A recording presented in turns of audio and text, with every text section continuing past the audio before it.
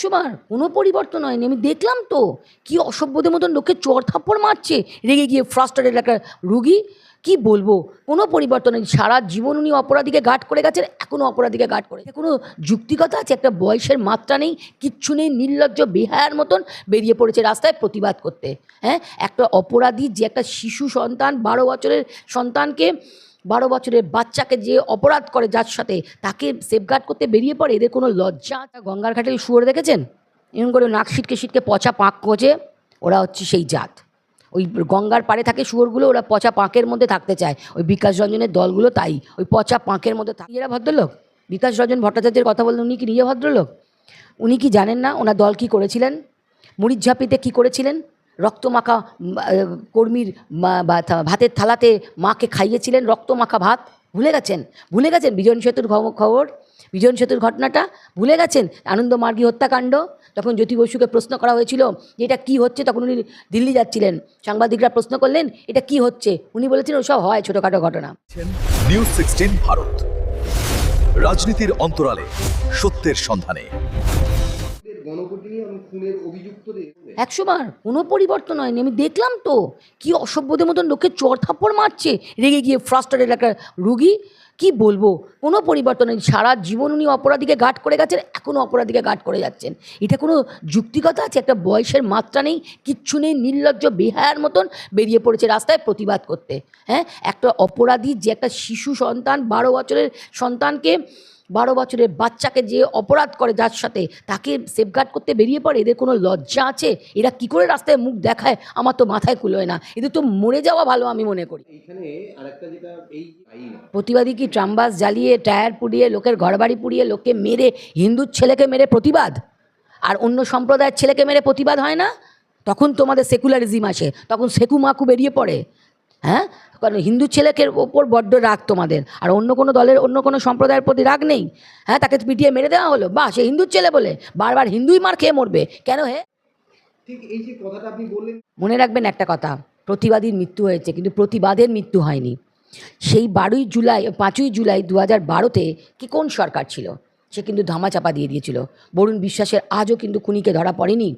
কিন্তু আজকের মুখ্যমন্ত্রী যিনি, শুভেন্দু অধিকারী, তিনি কিন্তু পুরনো কেঁচো খুঁড়ে বার করতে জানে কোথায় কেউটে লুকিয়ে আছে আর কোথায় কালনাগিনী লুকিয়ে আছে, দুটোকেই টিপে মারবে। এটা আমাদের একদম বিশ্বাস। 100 জন কেন, আরও মাথাটাকে ধরবে না?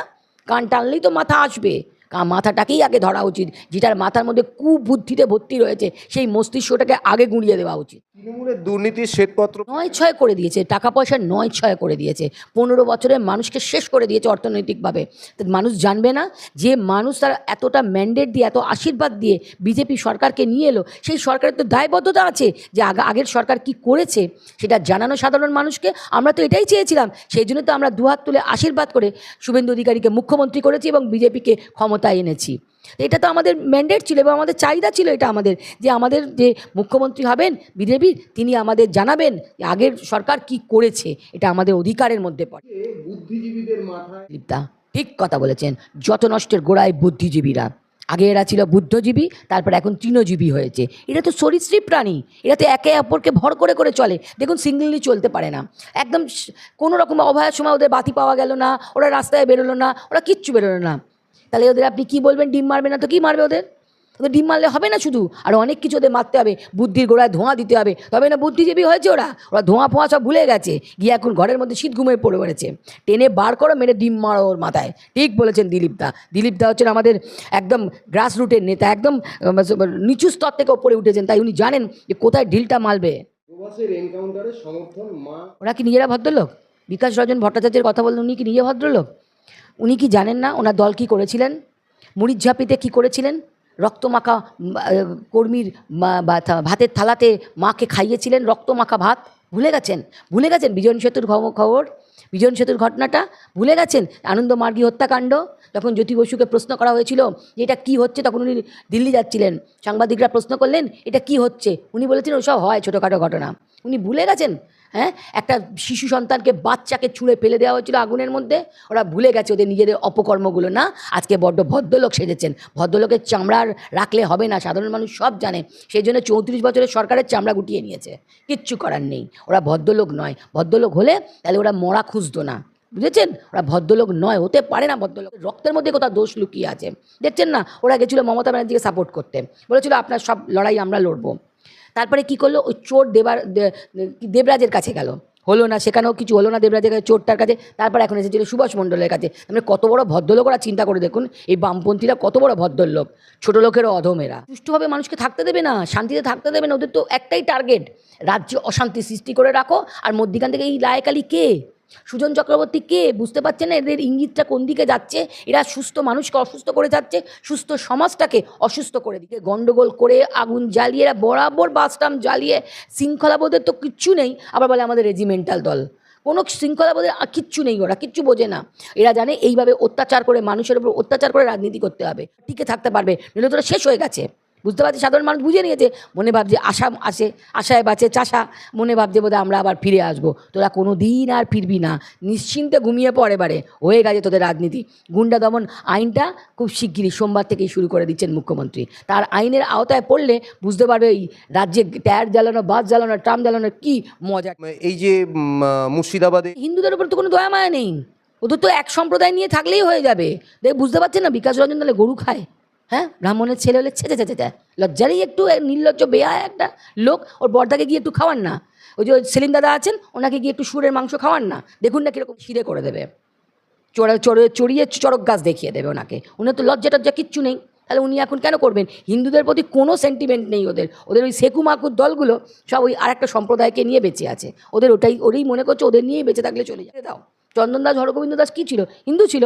আর যে ছেলেটাকে মারলো, সেও তো হিন্দুর ছেলে, যাকে পিটিয়ে মারলো অপরাধী বলে, সে তো অপরাধী ছিল না, তাকে তো শুধু মারলো, মেরে ওই অঞ্চলে একটা সন্ত্রাস সৃষ্টি করছে বামপন্থীরা। এই সন্ত্রাসটাই করতে পারে, আর কিচ্ছু করতে।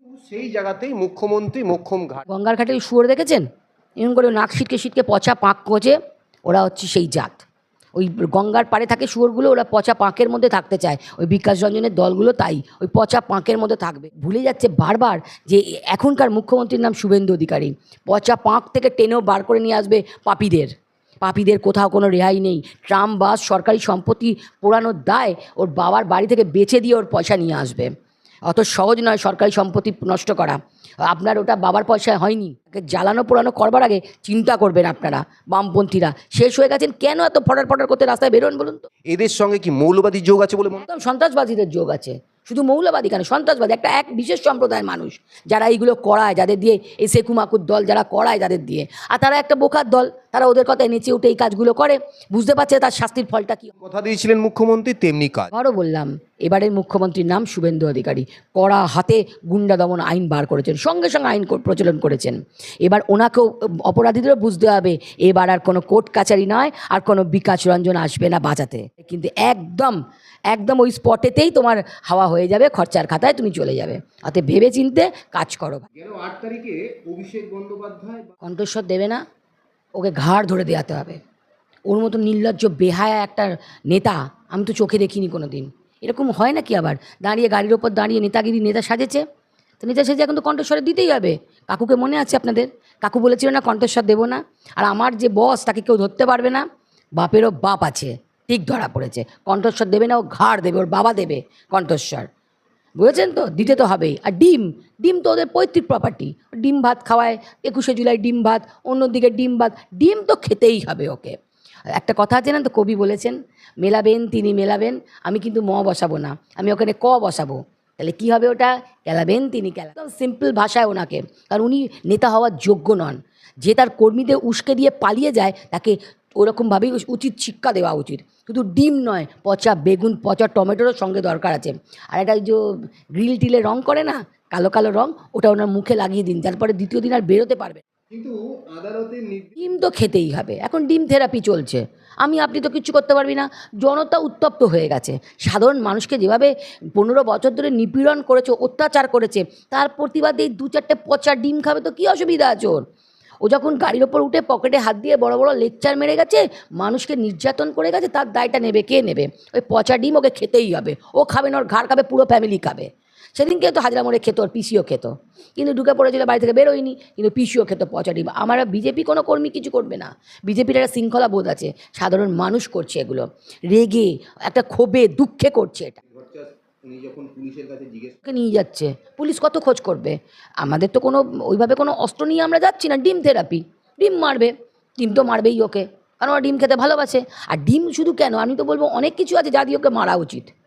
ডিম আছে, টমেটো আছে, পচা বেগুন আছে, মারো না, কারণ ও তো মার খেতেই এসেছে, ওরভাবেই করতে এসেছে, এছাড়া কোনো উপায় নেই ওর কাছে। যদি অসুস্থ হয়ে পড়ে, অসুস্থ হয়ে পড়বে, ও তো অসুস্থ হলে দুদিন ছাড়া ছাড়া বাইরে চলে যায়।